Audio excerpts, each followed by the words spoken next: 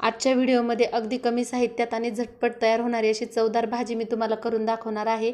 तर घाई गडबडीमध्ये जर ही भाजी तुम्ही करायला घेतली तर पटकन होते। तर आपण ही भाजी कोणती आहे ते व्हिडिओमध्ये पाहूया। चला तर मग व्हिडिओला सुरुवात करू। तर मैत्रिणींनो, अजूनपर्यंत जर तुम्ही आपल्या पूजा रेसिपी चॅनलला सबस्क्राईब केलं नसेल तर लवकरात लवकर सबस्क्राईब करा आणि एकदम साध्या आणि सोप्या रेसिपीज रोज रोज पाहत जा।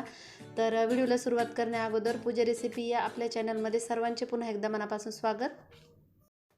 तर भाजी मी हिरव्या टमाटे आणि मसूर डाळीची करणार आहे। तर ही 1 वाटी मसूर डाळ मी 10 मिनिटांसाठी पाण्यामध्ये भिजत ठेवली होती आणि हिरवे टमाटे अशा प्रकारे मी सर्व कट करून घेतलेले आहेत। सोबतच फोडणीसाठी कांदा आणि लसूण, जास्त साहित्य लागत नाही, एकदम झटपट भाजी तयार होते। तर दिसायला ही शिमला मिरची सारखीच दिसते थोडक्यात भाजी। तर कढईमध्ये फोडणीसाठी तेल, बऱ्याचदा आपल्या घरामध्ये हिरवे टोमॅटो हे असतात, तर तेव्हा ही हिरव्या टमाट्याची मसूर डाळ टाकून केलेली भाजी एकदम चवदार लागते मैत्रिणींनो। तर फोडणीसाठी मी या ठिकाणी 1 चमचा मोहरी आणि अर्धा चमचा जिरे टाकलेले आहेत। जिरं मोहरी चांगली तडतडून झाल्यानंतर कांदा आणि लसूण,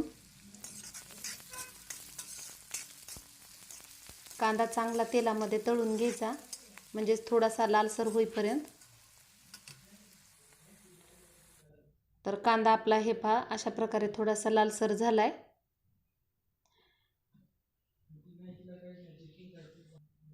मसाला, हळद, मसाला आपला घरातला जो आहे तोच टाका।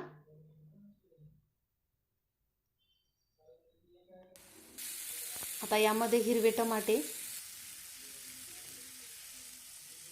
आणि भिजलेली ही मसूर डाळ, भिजवलेली याच्यासाठी घेतलेली आहे की म्हणजे लगेच 5 मिनिटात भाजी आपली शिजून होते, जास्त वेळ लागत नाही। आता हे पूर्ण चांगलं मिक्स करून घ्यायचं। त्यानंतर चवीपुरतं मीठ। ही जर आपल्याला मोकळीच भाजी करायची असेल तर फक्त एक अर्धी वाटी पाणी टाकून आपल्याला लगेच शिजून घेता येईल। तर हे पहा मी थोडंसं पाणी टाकलेलं आहे। जर मंद आचेवरती तुम्ही झाकून ठेवली तर पाण्याची सुद्धा याला गरज नाही। आपण मीठ टाकलेलं आहे त्यामुळे याला ऑलरेडी थोडंसं पाणी सुटतं, पण एकदम सुकी होईल त्यासाठी मी थोडंसं पाणी टाकलेलं आहे।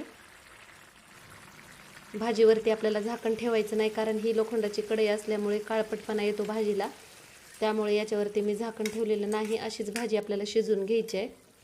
तर हे पहा भाजी शिजून झालेली आहे। मी वरती कोथिंबीर सुद्धा टाकले। ही भाजी थोडीशी थंड झाल्यानंतर मी एका बाउलमध्ये काढून घेते। तुम्ही घरी ही भाजी करून पाहिल्यानंतर मला कमेंट्स कळवायला विसरू नका की ही भाजी कशी झालेली आहे चवीला। जर तुम्हाला आवडली असेल तर पुढे आपल्या ग्रुपवरती खूप खूप शेअर करा मैत्रिणींनो, आणि चॅनलशी जुळून राहण्यासाठी साईडची बेल आयकॉन क्लिक करायला विसरू नका। पुन्हा भेटूया अशाच साध्या सोप्या रेसिपीसह। धन्यवाद।